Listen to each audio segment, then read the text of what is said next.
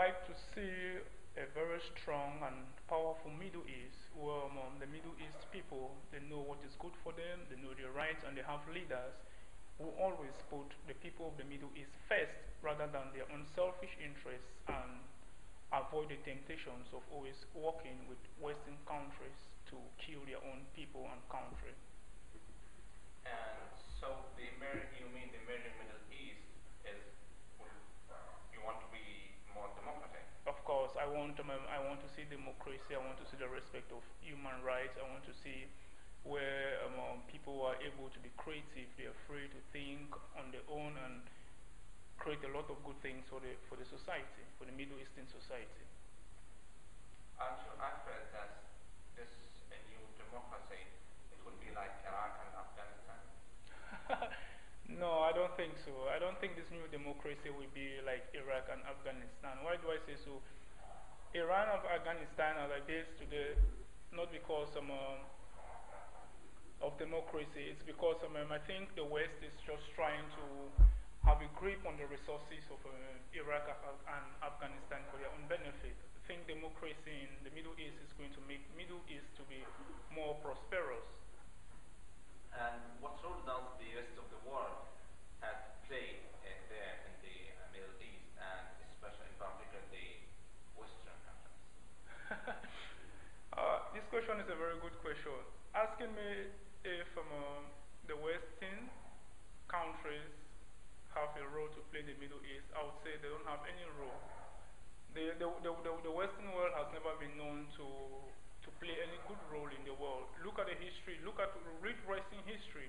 They have a very good history of protecting the dictators, of propping dictators in all countries, all other countries, for their own benefit. They don't do anything good in any country. They always go there for their own benefit, to exploit the local resources for their benefit. So I don't think the Western world has any positive role to play in the Middle East. They should leave the Middle Easterners alone, and the Middle Easterners know what is good for them.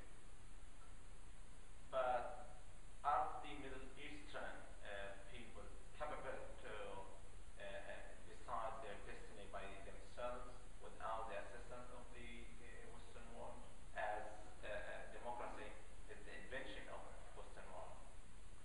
Of course, the Middle Eastern people are able to do things for themselves without any help from the Western world. What has the West done for the Middle Eastern people since they started going there?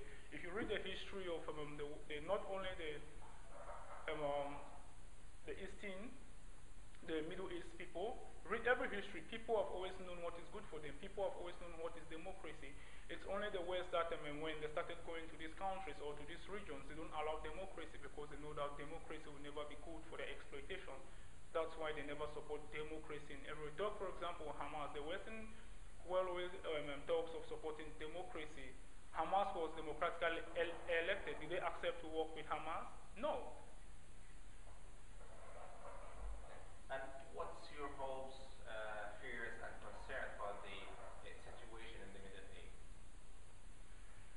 My biggest hope in the Middle East is that I hope the Middle Eastern people will be able to do things for themselves.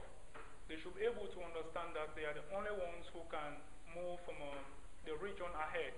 And I strongly hope that leaders in these Middle Eastern countries will understand that there is no need for them to kill their own people. There is no need for them to steal for their own people and bring to Western countries. They should start asking themselves, why don't Western leaders also steal from their own country and come and invest in the Middle East? They always come to the Middle East to exploit the resources of the Middle Eastern countries and bring back to the West. My biggest fear or worries in the Middle East is that I think the Western world is going to use the situation in the Western East to create a lot of problems, to create situations where they will stay there forever and exploit the local resources for their own benefit. I hope the Eastern people or the Middle Eastern people will come to realize this very fast and unite and see themselves as one, not as Shiites or Sunnis or whatsoever. They should understand that first and foremost they are human beings and there are people from the same region. They should come together and try to fight the common enemy and make their region better.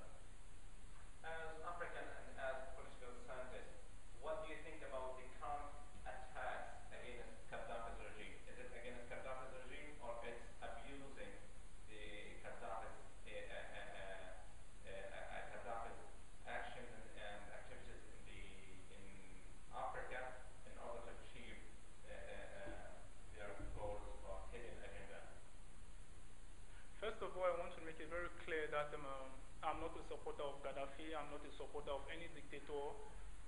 from a continent where we have a very good record of dictators in Africa. But I think of the attack of Gaddafi by the so-called coalition forces, it's not for the interest of the Libyan people, it's not for the interest of the region. I think it's for their own interest. I'm suspecting that I think the coalition is very, very scared of maybe the humanitarian crisis that this is going to cause, especially in countries like Italy and Spain. So they are trying to do everything necessary to prevent these Libyans from going to these Western countries. Secondly, I think they believe that Gaddafi has overstayed his welcome in Libya for more than 40 years, and they want a new person, a new dictator in Libya who is going to protect their interests so that they can have access to the oil in Libya. I don't think they are doing it because they want to save humanity. And what about Muslim Brotherhood? Do you think they are a real threat to democratization process in the Middle East?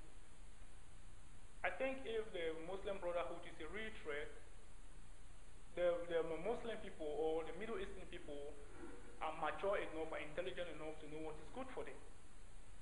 They know which leader is good for them or which party is good for them.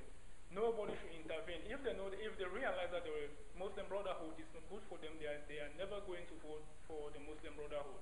If the majority of the population decides to vote for the Muslim Brotherhood as being capable of ruling the country,